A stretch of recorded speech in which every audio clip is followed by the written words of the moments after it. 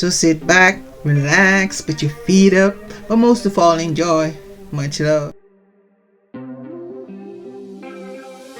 Excalibur is King Arthur's magical sword that was given to him by Vivian, the Lady of the Lake. After Arthur's fatal encounter against Mordred, Excalibur was thrown in the lake and returned to the lady. Contrary to popular belief, Excalibur is not the weapon pulled out of the stone which established Arthur as heir to King Uther Pendragon. That sword broke in battle, after which Mer Elin arranged for Arthur to accept a new, elven-made sword, the magical Excalibur, from the Lady of the Lake. Merlin took Arthur to the lake's edge and pointed to the arm extended out of the water holding a sword. Amazed, Arthur then saw a beautiful woman rowing a small boat to the shore, and he asked who she might be. Merlin replied that it was Vivian, who lived on a rock in the lake's mists, in other words, at Avalon. At first the lady refused to give Excalibur to Arthur but finally gave in, requesting that Arthur present her with a gift at some future time.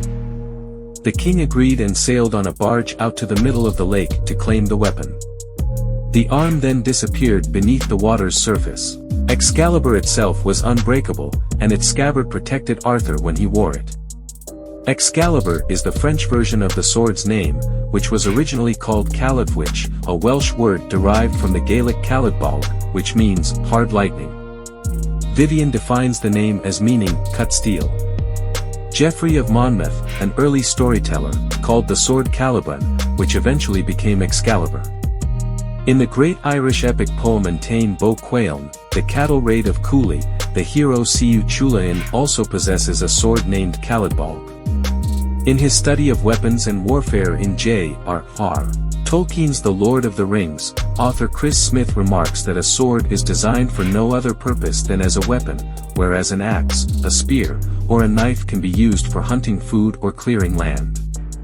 Swords, therefore, symbolize rank and privilege. To own a sword meant one had enough money to spend on something that had no secondary use. Sword blades and hilts were beautifully made and engraved, while the scabbards might be decorated or even contain jewels. Such treasures were cared for lovingly, like a member of the family. To give the sword a name conferred power, which emboldened the owner and frightened his enemies. The legends relate that Morgan Le Fay, half-sister to Arthur and a skilled enchantress, stole Excalibur and gave it to her lover, Sir Accolon of Gaul. Vivian retrieved the sword and gave it back to Arthur, but Morgan threw the scabbard in the lake. After Mordred, Arthur's illegitimate son, challenged Arthur in the Battle of Camlan and destroyed them both, the dying king requested that Sir Bedivere, Bedwyr or Gurflet, throw the sword back in the lake. At first Bedivere tried to keep Excalibur for himself, but Arthur, who realized Bedivere still had the sword, commanded that the knight try again. This time Bedivere threw Excalibur far into the lake, where the mysterious arm and hand caught the sword and immediately sank into the murky water. In the film version of The Mists of Avalon, based on Marion Zimmer Bradley's book of the same name, Morgan, rows Arthur across the lake to Avalon but has lost the ability to part the mists that hide the ancient temple. Arthur surmises the goddess requires an offering and suggests Morgaine give Excalibur to her. When Morgaine throws the sword, it becomes a bright light in the sky, changing from a sword with hilt to a Christian cross. The mists successfully part but only for a moment, and then Arthur dies.